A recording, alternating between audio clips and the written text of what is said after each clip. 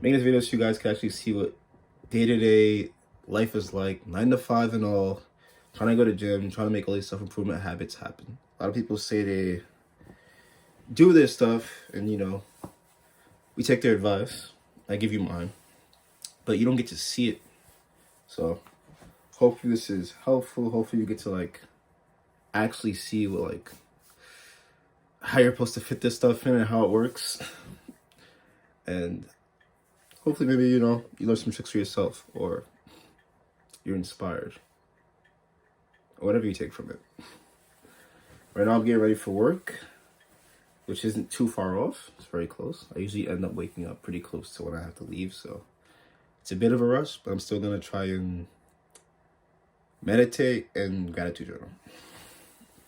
Just because once you do that before you leave, before you let everything else sort of take you with the day, it allows you to approach the day with some semblance of, I feel like, presentness and calmness and gratitude too. Most people, they go out into the world and they start projecting you just woke up, but on your commute to work, if you're driving, you get upset, or if you're on your bus ride, maybe you got to sit next to a hobo, and instead of thinking to yourself, oh, I'm so much more fortunate, I should be grateful, you think to yourself, I'm so tired of this train, this and that. You're already approaching the day with a lot of negativity.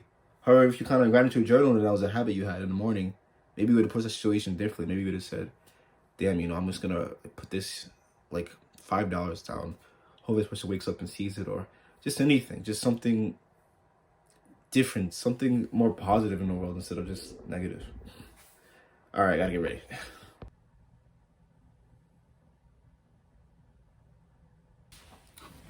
All right, so I'm about to make my first gratitude entry, and I'm not gonna show you guys all of it, but I'll let you be involved in the first one so you can sort of see how I approach gratitude journaling in a nice, easy, but still effective way. Let's get right the date, January 31st, I hope. And then, first entry, I am grateful that I have the opportunity to share my journey.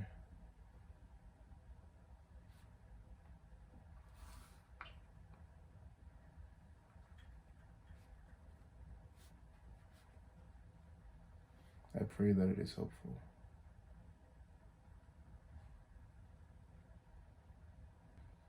Yeah, so then you make 2, 3, 4 more entries, and that's about it. Really simple. Don't overthink it. If it starts to become some type of chore to you, then 2 things could be going on. One, you're overthinking it and you're making it some serious thing. I must take gratitude, I must be grateful. Or the other is, you're actually not as grateful as you think. In reality, if you were truly grateful, you would have a lot to say. As annoying as that sounds to hear, how many times have you sat down to write and be grateful if you actually do this, and you've just never actually take time, even though it sounds kind of weird or selfish because people don't have a lot of self-love, but to write about yourself, write about certain things in your journey you've been through and what you're grateful for. Not in a negative way. Don't allow negativity to steep in. I'm grateful I was broken up with and had my heart literally shaking for weeks and I was just in the trenches. No, you wouldn't start it with that. You would write I'm grateful I met this person. It taught me patience, a quality I'll take with me throughout my life. Something like that. Something just showcases complete positivity and gratitude. And you'd be surprised what you walk away with now in your everyday life situations.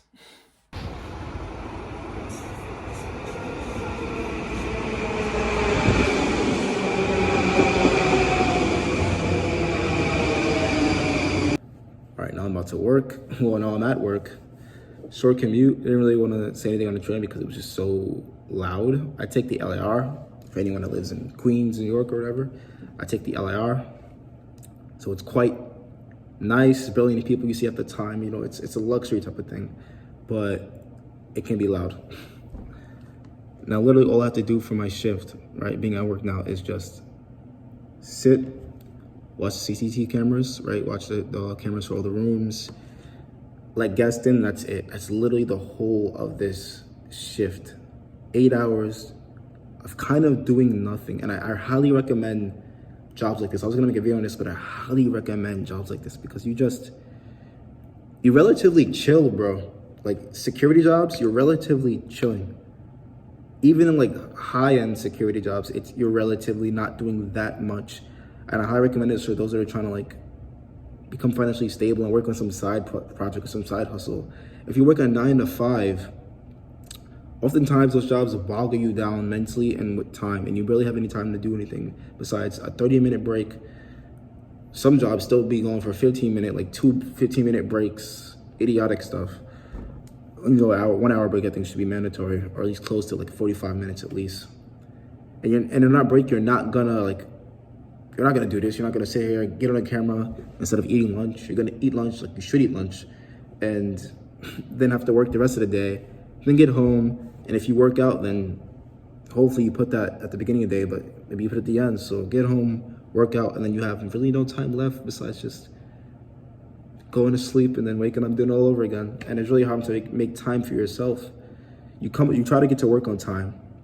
You try to always show up for the job. You always show up for these people and their ambitions. You're living by another man's dream in a sense. You're working these 9 to 5s, but you're on the back burner. You're never showing up for yourself. You realize it, and it's kind of programmed and it's kind of made so you can't service yourself, so you can't work on yourself.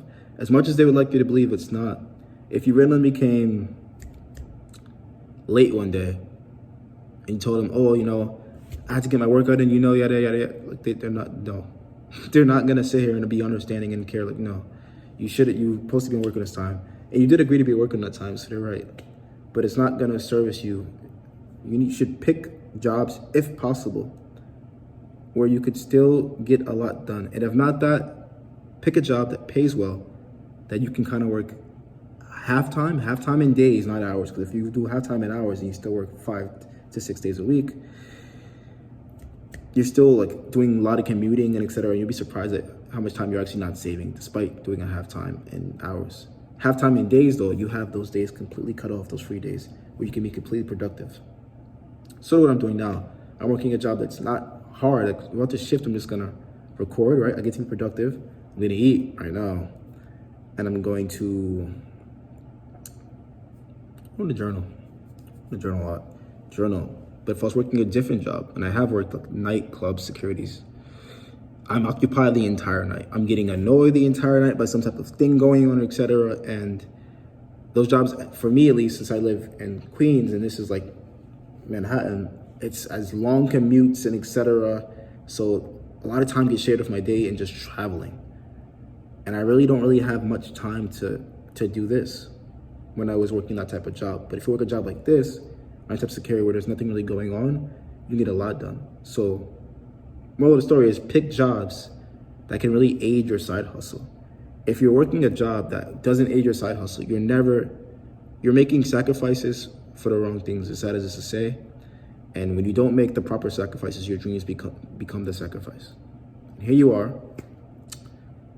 just getting by off these 9 to 5 jobs that don't really pay well, and some of them pay okay. But in reality, it's never gonna fulfill you, and you're never gonna be happy the way you could be as if you got this thing you really want to finally get off the ground. If you got this thing to finally work out, if you truly were productive in a way that fulfilled you in a purposeful way, like this could be.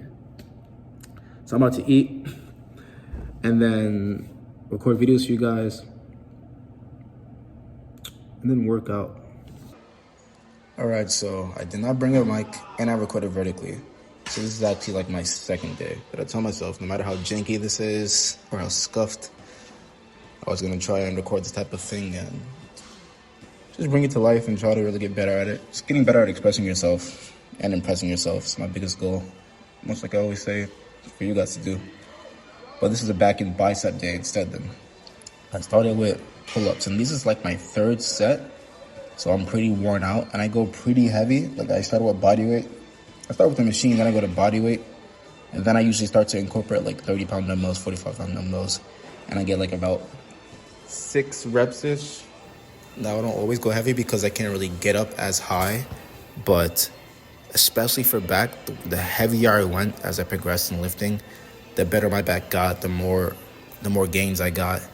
I even pushed the intensity even further by going to body weight after the dumbbell just to really, really stress the muscle and get that intensity of, higher reps. All right, so this is an even bigger example of what I'm talking about. Not only do I do the weight, then I do my body weight. I also, if you'll start to see, I jump onto the thing, I'll jump onto it and do negatives, which is literally like what I'll tell someone to do if they're trying to learn pull-ups. Like, I'm doing the most beginner thing for pull-ups ever, just to get some extra reps, just to get more blood flow, bro. And I'm telling you, there's no way you're gonna do this and not get a crazy pump and not feel your back, which is a lot of problem people have, is feeling their muscle. And a big part of even feeling the back is having a big back in general. So with these, so what I do next, let's do 2 vertical motions to start back, especially if I do pull-ups first, which I usually always do. You want to lead into the weight, bro. This is my bro, look how big he is. The bottom portion of the muscle.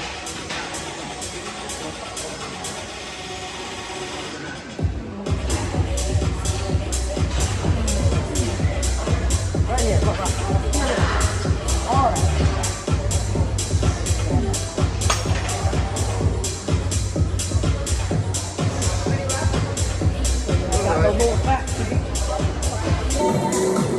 Everyone starts out at the gym. Tense. Can't get a bend. Don't know how to arch your back.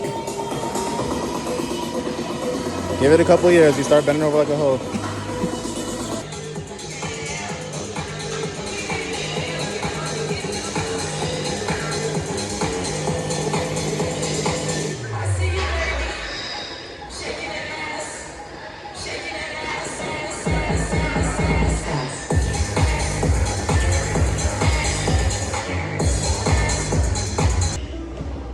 Okay. Damn, have me go all the way up. Shit.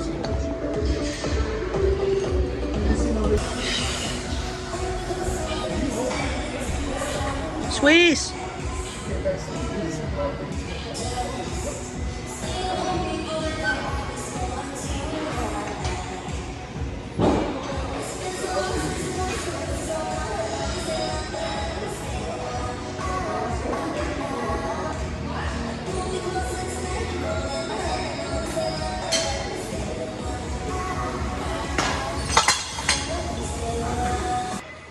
So with these, I'm trying to work my lower lats more since I'm kind of upper back dominant. And I saw one dude do this like literally years ago. Tried it now and oh my God, it was working. So that's the thing about back, especially for me, I get really experimental. You want to hit it from as many angles as possible. It's a big ass piece of meat, so you kind of want to do whatever you can, bro. Especially some mass building stuff like bent over rows.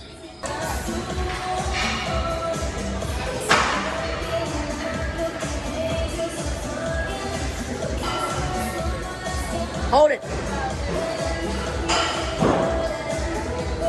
There you go. All right, so these are the shit. What are these called? Let me stop. These are the shit. We're working rhomboids. I kind of got put on test like a month ago. But trust me though, you fucking feel these shits.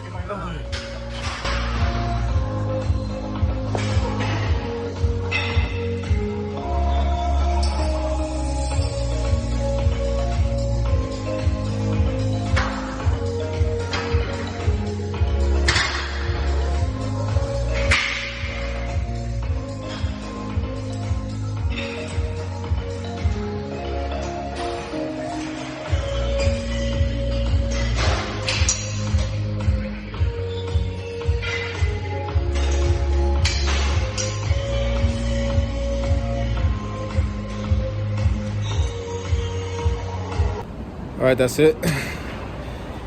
Definitely had a lot more. I did biceps and I did shoulders too, but not the best to record yet. That shit for shit. We touched a lot of it. We ain't touch shit for shoulders. My bro thinks something different. But hope you guys like this. I'm trying to get way better at it. Like I said, this is like the first time, so we'll just improve. As always, impress yourself.